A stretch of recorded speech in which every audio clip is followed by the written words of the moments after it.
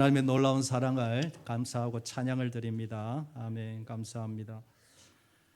하나님이 원하시는 풍성한 열매 인생 이란 제목으로 말씀을 살펴보겠습니다. 우리가 늘 기억할 것은 하나님이 우리 성도들에게 원하시는 것은 풍성한 열매를 맺는 삶이다라는 것을 우리는 결코 잊어서는 안 됩니다. 풍성한 열매를 맺는다 할 때에 그 열매가 뭐냐, 여러 가지로 설명할 수 있겠지만 대표적인 것은 바로 성령의 열매를 말하는 것이지요. 성령의 열매는 그리스도의 인격을 말하고 성령의 열매는 그리스도의 성품과 관계가 있는 것입니다.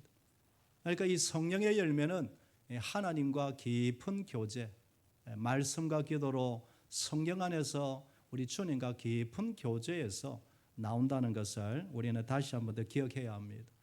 그래서 오늘 이 축복, 인생, 보, 열매 이런 단어가 나오는데 앞에서 언급한 이 큰 그림을 가지고 오늘 말씀을 받을 수 있기를 원합니다. 창세기 49장은 임종을 앞둔 야곱이 12아들들을 축복하는 그런 축복 기도 내용입니다. 1절 말씀을 보시면 야곱이 그 아들들을 불러 이르되 너희는 모이라. 너희가 후일에 당할 일을 내가 너희에게 이르리라. 후일에 당할 일을 너희에게 이르리라. 우리가 알다시피 이 12아들들은 앞으로 이스라엘의 12지파를 이룰 근간이 되는 그 조상들이 되지요. 하나님이 아버지인 야곱을 통하여 그 아들 하나하나 한 사람 한 사람의 그 앞날을 미리 예고하시고 또 축복하시는 그런 내용입니다. 그런데 49장 우리 야곱의 축복 기도의 내용의 특징을 잘 살펴보면 그 아들들의 삶과 무관치 않다라는 것입니다. 그 아들의 성품대로, 신앙의 인품대로, 인격대로, 그들의 분량대로 축복하였다. 그 특징입니다. 28절에 보아도 이들은 이스라엘의 12지파라. 이와 같이 그들의 아버지가 그들에게 말하고 그들에게 축복하였으니 곧 그들 각 사람의 분량대로 축복하였더라.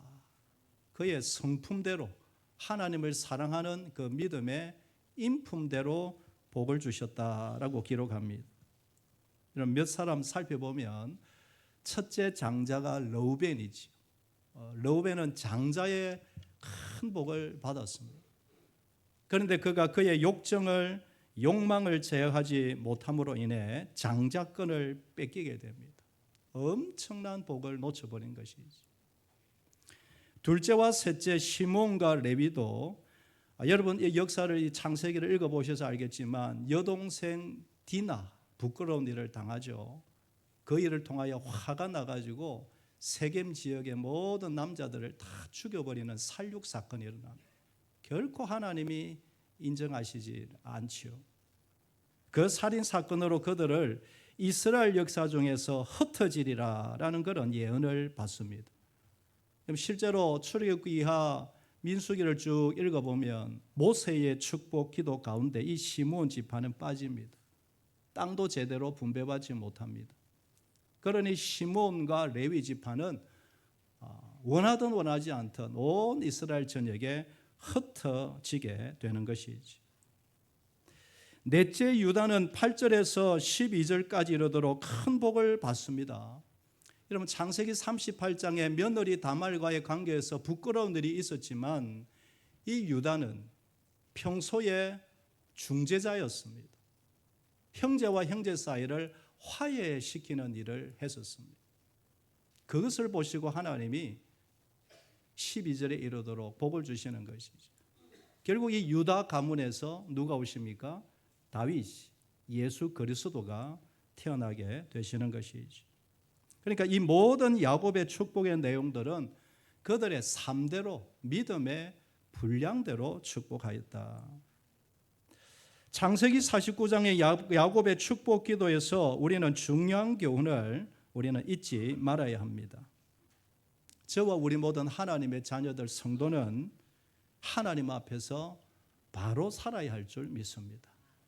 믿음 지키고 윤리와 도덕을 뛰어넘어 하나님 앞에 언제나 실수하고 넘어지더라도 또 회개하고 일어나고 언제나 바르게 살아야 할 줄 믿습니다. 구원은 값없이 주시는 하나님의 은혜이지만 이 땅의 분복은 우리의 선한 행실과 무관치 않다는 사실도 우리는 기억해야 할 것입니다. 또한 부모된 입장으로서 선배들로서 자녀들과 손자들을 향하여 축복 기도를 아끼지 말아야 한다. 할렐루야. 날마다 축복 기도가 계속 풍성해야 된다라는 것입니다. 우리 자녀된 입장에서는 부모님의 축복 기도를 귀하게 여겨야 한다. 우리 후배들 입장에서는 선배들의 그 간절한 중보 기도, 축복 기도를 우리는 사모할 수 있어야 한다라는 것이죠. 아무튼 우리 대일교회 모든 가정에 가면 갈수록 이 하나님의 복, 또 선조들의 믿음의 선조들의 축복이 가득가득하기를 주의 이름으로 축복합니다. 오늘은 요셉의 축복 내용을 보면서 특별히 22절 한 절 중심으로 우리가 어떤 복을 사모하며 하나님께 구해야 되느냐, 그것을 한번 살펴보기를 원합니다. 첫째로 야곱은 요셉을 향하여 축복 기도할 때 가지가 무성한 나무가 되게 해달라, 그렇게 기도를 합니다. 22절을 보면 요셉은 무성한 가지 곧 생곁에 무성한 가지라 그 가지가 담을 넘었도다. 이 가지라는 단어가 3번이 나오고 무성한 가지가 2번이나 반복됩니다. 이 짧은 구절에. 그래서 가지가 무성하다, 많다라는 것은 열매가 많다, 풍성하게 맺혔다, 이런 뜻이지. 가지가 10개 있는 것보다 100개 있으면 여러분 10배로 100배로 열매를 많이 맺는 것이죠. 실제로 요셉은 아버지의 기도대로 되었습니다. 그 한 사람을 통하여 야곱의 가문을 일으키고 70 가족을 살리고 12지파를 살려내었습니다. 뿐만 아니라 그로 인하여 7년 흉년 때에도 온 애굽을 살리고 주변 나라들을 살려내었죠. 제가 이 22절부터 야곱의 요셉 축복 기도를 보면서 이 야곱이 평소에도 요셉을 위해서 늘 이렇게 기도하지 않았을까라는 생각이 들었어요. 왜냐하면 요셉은 사랑했던 아내 라헬의 첫 아들이었고 어릴 때부터 그를 채색 옷을 입힐 만큼 유독히 요셉을 참 아꼈죠.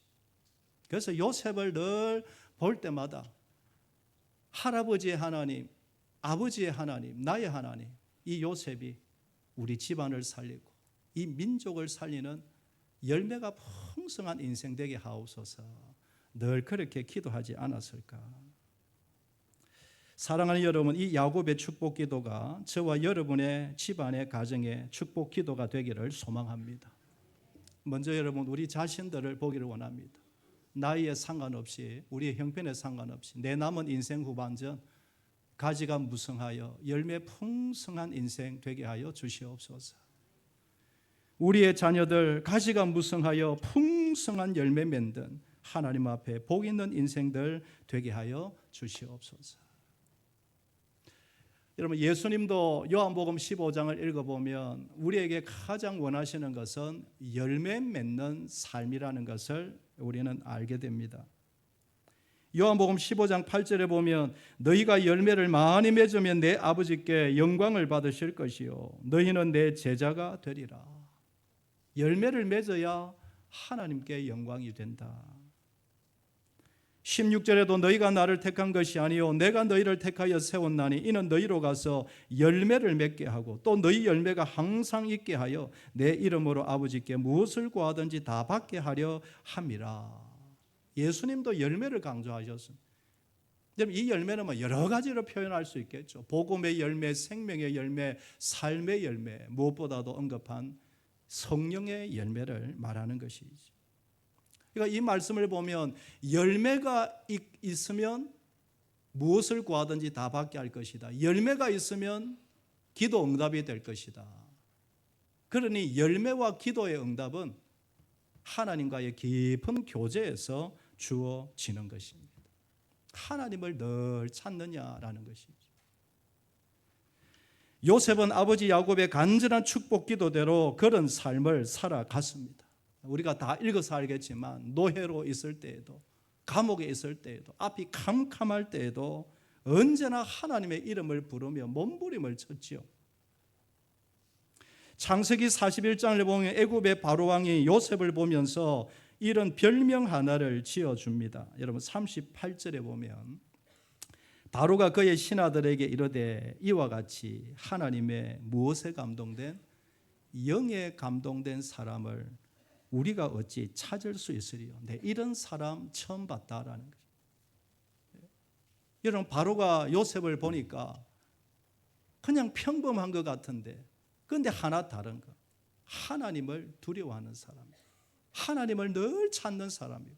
하나님을 의지하는 사람, 그것을 바로가 목격하게 된 것이죠.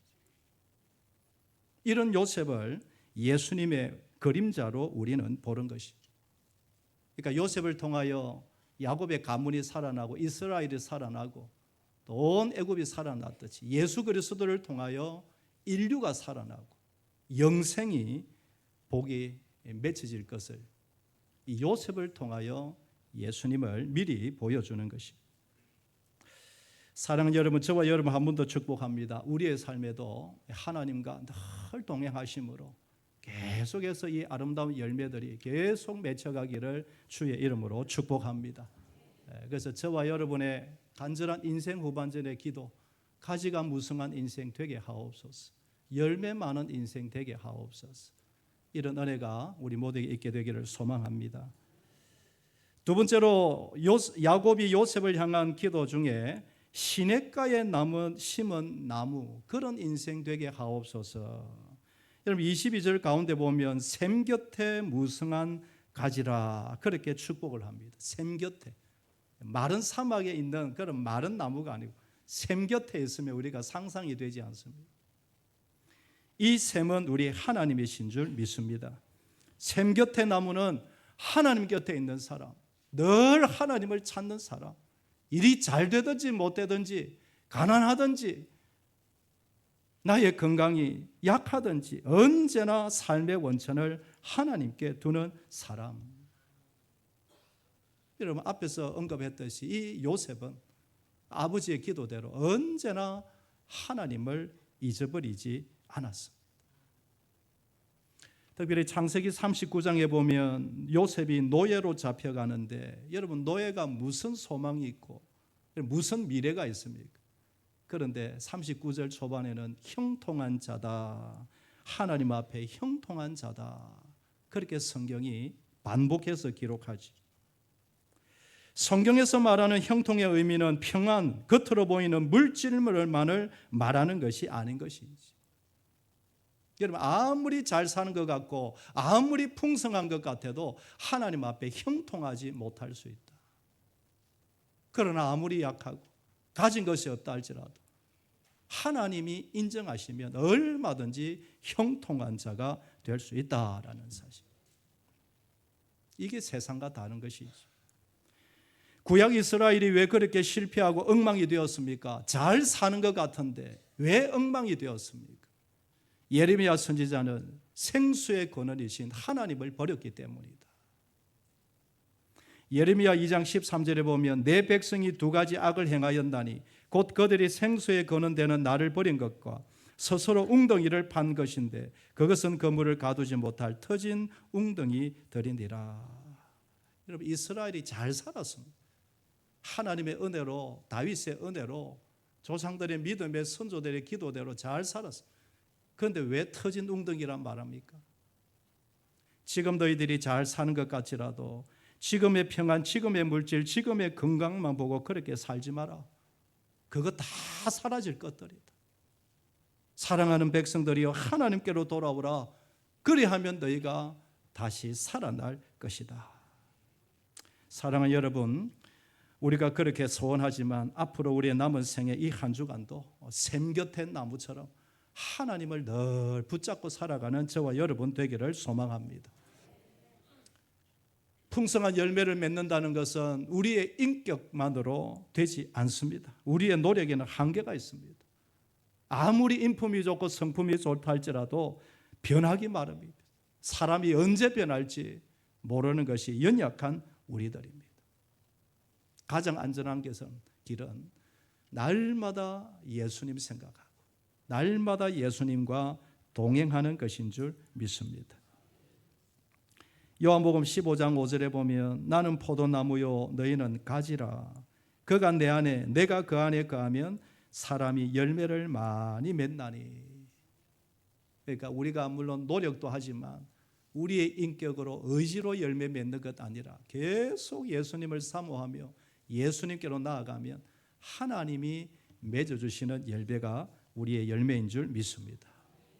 여러분, 따라서 이제 봄 기운과 함께 이렇게 새해가 이제 진짜로 출발하는데 샘 곁의 나무처럼 하나님 안에서 주 예수와 함께 꽉 붙어서 동행하는 이 한 주간 되기를 소망합니다.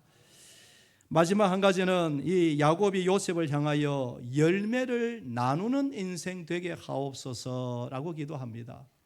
그 표현이 바로 그 가지가 담을 넘었도다 이 말입니다. 가지가 담을 넘었도다. 이 표현은 축복이 열매가 자기 집을 넘어 이웃들에게 흘러가는 것을 말하는 것입니다. 자기 집에서만 풍성한 열매가 아니라 이웃들에게 온 사방으로 그 열매가 나누어지고 흘러가는 것을 말하는 것입니다. 그래서 우리가 자녀들을 위하여 우리 자신을 위하여 기도할 때 가지가 담을 넘게 하옵소서 너무너무 중요한 기도 제목입니다. 가지가 담을 넘게 하옵소서. 여러분 한번 따라해 볼까요? 가지가 담을 넘게 하옵소서. 아멘. 우리의 남은 생애와 우리 자녀들을 향한 빠지지 않는 기도 제목, 하나님 가지가 우리의 집안을 넘어가게 하여 주옵소서. 집안에서만 똑똑이요, 집안에서만 착하고 집안에서만 잘하는 그런 사람 아니라 우리의 자녀들이 어디를 가든지 그 가지가 온 세상으로 넘어가는 풍성한 인생 되게 하여 주시옵소서. 이것은 이미 하나님이 아브라함에게 주신 영원한 축복의 약속입니다. 창세기 12장 우리 말씀을 아시죠? 하나님이 아브라함에 이 복을 주셨고 이것이 이삭에게 이어지고 야곱에게 이어져서 이 복이 지금 요셉에게로 흘러가고 있습니다. 그 복이 이스라엘 역사 가운데 다윗 시대로 히스기야 시대로 솔로몬 시대로 그렇게 하나님의 영광을 나타내지 않습니까? 신약 시대를 사는 우리는 무엇을 기억해야 합니까? 그 구약에 약속된 축복의 말씀이 신약 시대 예수님 안에 있는 교회에 주어졌음을 믿습니다. 하나님은 우리 교회를 통하여 이 엄청난 복이 세상으로 흘러가게 하십니다. 그래서 교회의 머리를 예수님으로 세우시고 예수님을 통하여 이 교회를 만물을 충만하게 하시는 충만으로 교회를 세워주신 줄 믿습니다. 그럼 따라서 여러분 교회를 어떻게 생각하십니까? 우리가 반드시 기억해야 할 것, 교회를 위해서 기도해야 할 것. 하나님, 이 시대에 하나님이 일하시는 방법은 교회를 통하여 이 만복이 흘러가게 하신다. 그 교회가 누구입니까? 바로 저요, 바로 여러분들인 줄 믿습니다. 우리 성도 한 분 한 분을 통하여 복의 통로로 세우셔서 비록 어설프고 부족한 것 같지만 우리를 통하여 이 복이 온 세상으로 흘러가게 만드신다는 것 잊어서는 안 될 줄 믿습니다. 그러므로 누가 복입니까? 내가 복입니다. 여러분이 복입니다. 여러분이 축복의 통로입니다. 한번 따라하겠습니다. 내가 복이다. 한 번 더 내가 복이다. 한 번 더 내가 복의 통로다. 여러분 나의 형편에 상관없이 언제나 나를 위해서 이렇게 축복기도 할 수 있어야 하는 것입니다. 그러므로 우리 성도가 영육 간의 복을 받는 것은 하나님의 뜻인 줄 믿습니다. 우리 한 사람 한 사람이 마음의 평안을 얻고 기쁨으로 힘있게 살아가는 것은 하나님의 뜻인 줄 믿습니다. 여러분 약할 수도 있고 우리가 병들 수도 있지만 강건해져서 다른 사람들을 섬기며 사는 것 하나님의 뜻인 줄 믿습니다. 우리의 자녀들이 주 안에서 강건하게 믿음으로 반듯하게 잘 사는 것 하나님의 뜻인 줄 믿습니다. 언제나 우리가 요셉의 길을 걸어가도록 기도해야 하고 그렇게 걸어가야 할 것 우리의 소원이기 이전에 하나님의 뜻인 줄 믿습니다. 여러분 따라서 이것 잊지 마십시오.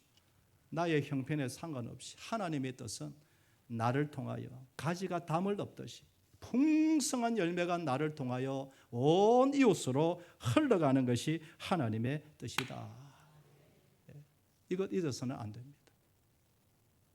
따라서 누군가가 당신의 인생 비전이 뭐요? 당신의 인생 목적이 뭐요? 묻는다면 거두절미하고 다른 것 생각하지 말고 내가 부족하지만 나를 통하여 하나님의 그 영광과 영원한 영생의 복이 나를 통하여 흘러가는 것이 내 인생의 목표요. 당신의 자녀들을 향한 당신의 간절한 축복 기도가 무엇입니까? 누군가가 묻는다면 두말할 것 없이 나의 자녀들이 풍성한 가지 맺는 나무가 되어서 그 열매가 온 세상으로 흘러가는 복의 통로가 되는 것이요. 할렐루야. 그러므로 가난해도 상관없습니다. 아멘이 되기를 바랍니다. 몸이 좀 약해도 상관없습니다. 얼마든지 하나님의 영광은 나와 상관없이 하나님이 하시면 얼마든지 흘러가는 것입니다. 여러분 80대, 90대가 되면 우리 어르신들 죄송하지만 무슨 큰일을 하겠습니까? 그러나 우리 믿음의 선조들, 선배들 이야기를 해보면 언제나 느낍니다. 이게 복이다. 큰일 안 하는 것 같지만 이분의 기도와 이분의 섬김과 이분의 인자한 모습이 결국에는 후배들에게 영향을 끼치고 온 이웃들에게 지금 흘러가고 있다. 사랑 여러분, 나의 형편과 상관없이 내가 복임을 잊지 마시고 하나님이 나를 통하여 온 세상에 이 영생의 복이 흘러가게 되는 걸 원하신다는 것, 저와 여러분의 인생 목표가 되기를 주의 이름으로 축복합니다. 우리가 계속 그렇게 기도하면 내 자신과 우리의 자녀들이 반드시 그렇게 될 줄 믿습니다. 여러분 창세기 39장 5절에 보면 제가 한번 다시 읽어보겠습니다. 여호와께서 요셉을 위하여 그 애굽 사람의 집에 복을 내리심으로 여호와의 복이 그의 집과 밭에 있는 모든 소유에 미친지라. 여러분 이 39장은 노예로 있는 요셉입니다. 노예로 있는 요셉. 그냥 주인의 말 한마디면 죽는 요셉, 아무 쓸모없는 요셉, 수만 명, 수십만 명 노예 가운데 한 사람 요셉. 그런데 하나님께서 요셉을 위하여 애굽의 보디발 집에 복을 내리셨다. 사랑 여러분, 저와 여러분들 때문에 우리 서구가 살고 대구가 살고 있는 줄 믿으시기를 바랍니다. 여러분의 믿음의 자녀들로 인하여 온 사회와 나라가 복을 받게 될 것이라는 걸 믿으시기를 바랍니다. 이게 하나님의 뜻이다 확정하고 계속해서 축복기도 아끼지 않는 우리가 되어야 할 줄 믿습니다. 말씀을 정리하겠습니다. 이제 찬 바람이 좀 남아있긴 하지만 이제 완전히 봄이고 이제 봄 기운이 어느덧 봄바람이 불어오는 것 같습니다. 이 봄 기운과 더불어 우리에게 주신 이 축복의 사명, 열매의 사명 붙들고 힘있게 세상을 향하여 나아가기를 소망합니다. 어떤 분은 새벽에 교회 와서 간절히 나라와 사회를 위하여 기도할 때 그 기도가 이 나라를 살리고 있는 줄 믿습니다. 여러분 날씨가 이제 좀 풀립니다. 새벽기도 와야 할 분들 오십시오. 고개를 좀 끄덕여 보십시오. 와야 할 분들 오십시오. 지켜야 할 분들 그 자리 지키시기를 바라고, 내 어머니는 내 아버지는 평생에 이 자리 지켰는데 이제 내가 바톤을 이어받는 이런 사명을 가지고 새벽기도 자리 지키시기를 원합니다.